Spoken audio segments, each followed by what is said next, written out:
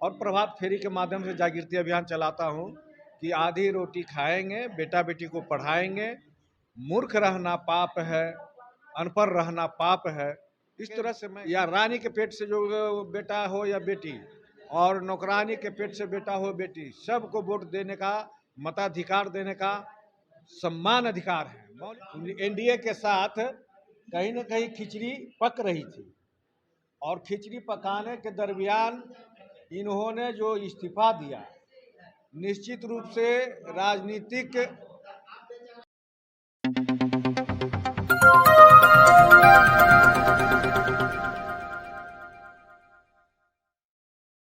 मैं सनोज कुमार मांझी और आप देख रहे हैं आवाज़ आखिरी जन तक। और हमारे साथ हैं फुलवाड़ी के पूर्व विधायक और पूर्व महादलित आयोग के अध्यक्ष और उदय मांझी, और आज भारतीय मुसहर भूइयाँ परिवार के बैठक में शामिल हुए हैं। और हम लोग जानना चाहते हैं कि आखिर सर बैठक में सबसे पहले सर आपको स्वागत है। बहुत बहुत धन्यवाद सर इस बैठक में सर आप आए, आपको कैसा लगा सर? मेरा ये वंशज का बैठक है, और वंशज मीन्स परिवार, परिवार के बीच में हर्षोल्लास के साथ जाता है। और यहाँ बहुत सारे हर ज़िले से जो आए हुए हैं वह कंसस और उज्जवल भविष्य वाले नौजवान साथी आए हुए हैं।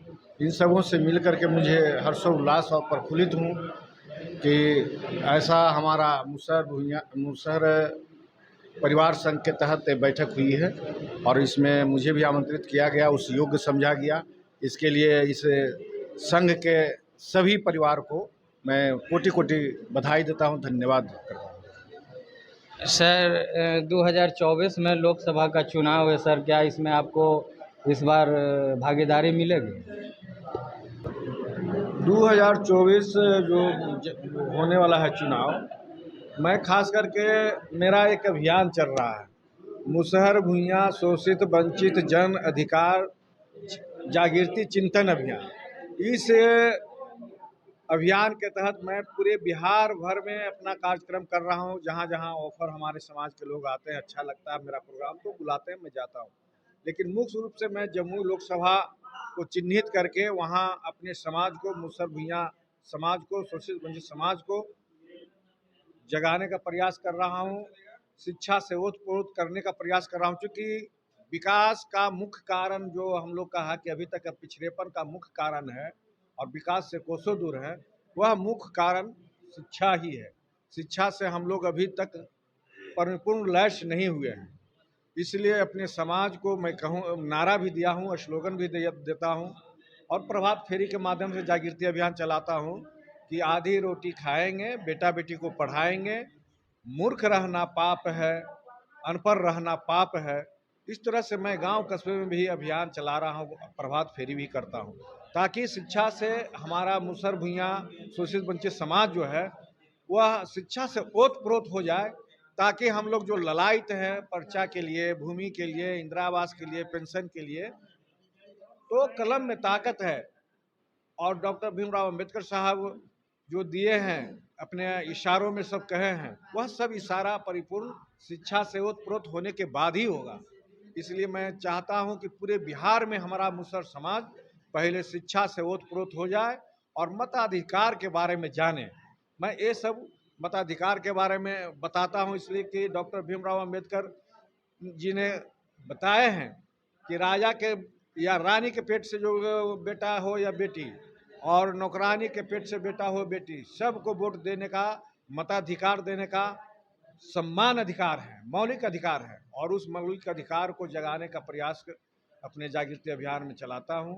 और यह भी कहता हूं कि खास करके चुनाव पीरियड में हमारे समाज को एक कलंक लगा दिया है कि ये समाज पैसा पर बिकता है, दारू मुर्गा पर बिकता है। तो यह भी अभियान में मैं चलाने का प्रयास कर रहा हूं कि एक कलंक मिटाना है, और जिसको नेता मानेंगे, जो हमारा दुख सुख में साथ देगा, उसी को हम मतदान करेंगे, और यही बुलंदी के साथ कलंक भी मिटाएंगे। अभी वर्तमान स्थिति में संतोष मांझी कल्याण मंत्री से इस्तीफा दे दिए और नीतीश कुमार पर आरोप लगाते हैं कि मतलब हमको पार्टी मर्ज करने के लिए हम पार्टी छोड़ दिए। सर इस पर आप क्या कहें? देखिए, अगर कहा जाए तो इनके एनडीए के साथ कहीं न कहीं खिचड़ी पक रही थी, और खिचड़ी पकाने के दरमियान इन्होंने जो इस्तीफा दिया, निश्चित रूप से राजनीतिक रूप से मुसहर भुइयां समाज को हरहाहट हुई और पॉलिटिकल लाइन में हरास हुआ।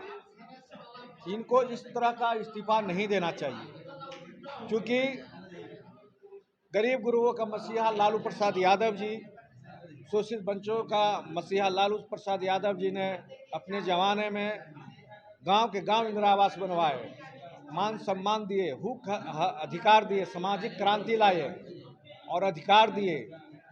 और नीतीश कुमार ने गरीब गुरुओं माने मुसहर भुइयां को रोजी रोजगार दिए, एक टोला सेवक के रूप में, विकास मित्र के रूप में, किसी न किसी रूप में उन्होंने रोजगार दिया।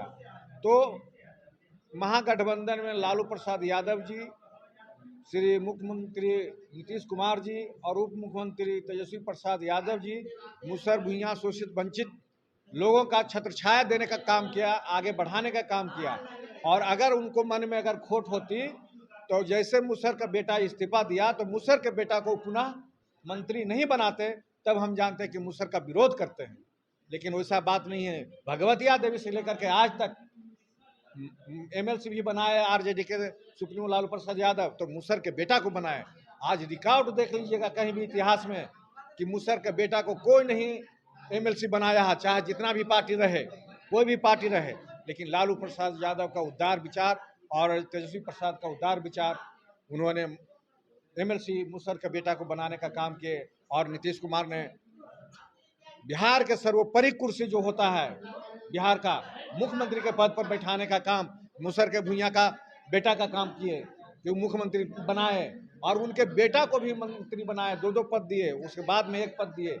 उसके बावजूद भी अगर उनको आलोचना करता है तो यह दुर्भाग्य है, मुसहर समाज के लिए दुर्भाग्य है, पॉलिटिकल लाइन में दुर्भाग्य है।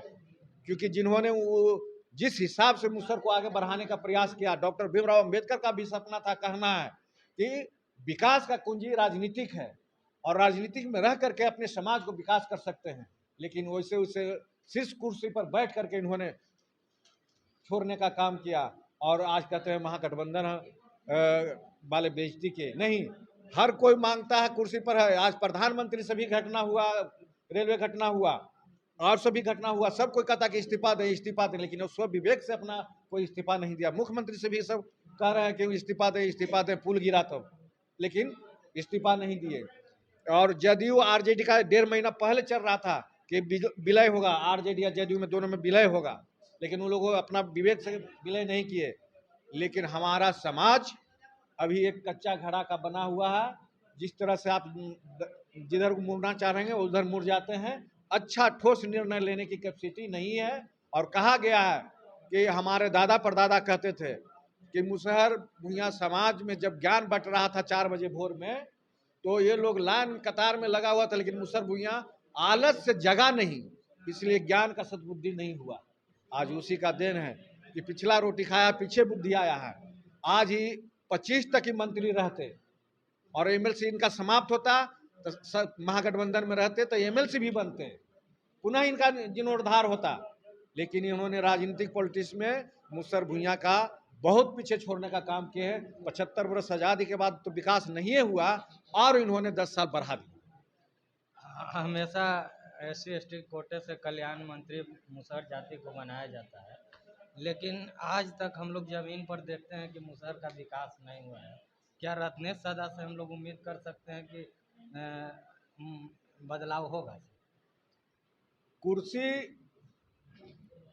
समान होता है, हम भी कुर्सी पर बैठे हुए, आप भी कुर्सी पर बैठे हुए। इरादा आपका कितना है, हौसला कितना बुलंद है, जज्बा कितना है, वो आप पर निर्भर करता है। मैं साल भर के विधायक रहा हूं, पूरे फुलवारी में पूछिएगा, मुसहर समाज को ठेकेदार के रूप में लाइन लगा दिया था। हर किसी को चापाकल दिया था, 5-5 को चापाकल दिया था और 5-5 हजार एक चापाकल में बचता था।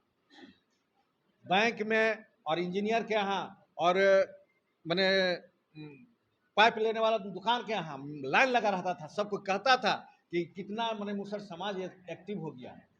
तो इरादा बुलंद रहना चाहिए। सब पूरे कहीं भी देखिएगा, विधायक फंड हो, चाहे एमएलसी फंड हो, चाहे एमपी फंड हो, सब साल में 1 करोड़ देता है। मैंने 21 करोड़ का काम कराया और उसमें मुसहर समाज और दलित समाज को, सभी समाज को मैंने चापाकल दे करके कहते हैं कि कैसे ठेकेदारी होता है, ABCD सिखाने का प्रयास किया। दुर्भाग्य रहा कि मैं पुनः स्थापित नहीं हुआ, उसमें कहीं न कहीं हमारा स्नेह प्यार में दिक्कत रह गया होगा, ये मैं अपने आप पर लेता हूँ। लेकिन कहने का मतलब महादलित आयोग के अध्यक्ष पर भी रहा। बहुत सारे BDO CO को मैंने आंख दिखा कर और DM SP को कहा कि CR खराब कर दूंगा, अगर हमारे महादलित समाज के साथ किसी तरह के कोई कोताही बरतेंगे तुम्हारा CR खराब कर दूंगा और तुम हवालात में जाओगे। और उस पीरियड में हम रह करके बहुत सारे जितने भी समस्या आया मैंने उसका निदान करने का काम किया।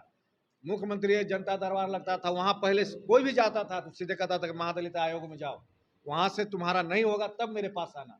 और वहाँ जाता था, मैंने सबके सामने, वहाँ DM की मामला हो तो DM से कहता था, SP का मामला हो तो SP से कहता था, या DC लार का जो भी जो समस्या हो डायरेक्ट निष्पादन करने का काम करते थे। तो इरादा बुलंद होना चाहिए। कुर्सी चलाने का इरादा जो होता है, जो कुर्सी पर बैठे हैं, वो आपका मौलिक अधिकार है, उसको आप कैसे इस्तेमाल करेंगे वो आप पर निर्भर। एक सवाल और है सर, ये महादलित आयोग कितने साल से बंद है, भंग है, और समाज को क्या नुकसान हो रहा है महादलित आयोग को भंग होने से, ई सर समाज को बता दीजिए। देखिए, निश्चित रूप से महादलित आयोग, अनुसूचित जाति आयोग बंद रहने से हमारा दरवाजा ही बंद हो गया। हमारे समाज का जो समस्या है, समस्या निदान होने का उम्मीद था, वह दरवाजा ही बंद हो गया। और खास करके मंत्री भी बने SC ST के, तो उनके दरवाजा पर तो आम जनता की बात क्या, मैं भी जाता था तो मुझे भी ब्रेक कर दिया जाता था। तो ये मर्माहत हमारे समाज को हुआ है और शोषित वंचित समाज को भी हुआ है, दलित समाज को हुआ, अनुसूचित जाति समाज को हुआ है। इस बात के लिए मैं कल भी डिप्टी CM साहब और CM साहब से कल जो ओथ हो रही थी तो मैंने बधाई देते हुए कहा कि सर आपने मुसहर के बेटा के जगह पर मुसहर को आपने मंत्री बनाया, इसके लिए मैं पूरे बिहार में हर्षोल्लास के खुशी बना हुआ माहौल बना हुआ, इसके लिए कोटि कोटि धन्यवाद। लेकिन आयोग को भी पुनः गठन किया जाए और आगे से दलित को और सम्मान दिया जाए। जी, मैंने मांग किया। तो ये थे हमारे साथ फुलवाड़ी विधानसभा के पूर्व विधायक और महादलित आयोग के पूर्व अध्यक्ष उदय कुमार मांझी, और इनका कहना है कि महादलित आयोग को भंग होने से SC ST का दरवाजा, विकास का दरवाजा ही बंद हो गया। तो आप लोग को कैसा लगा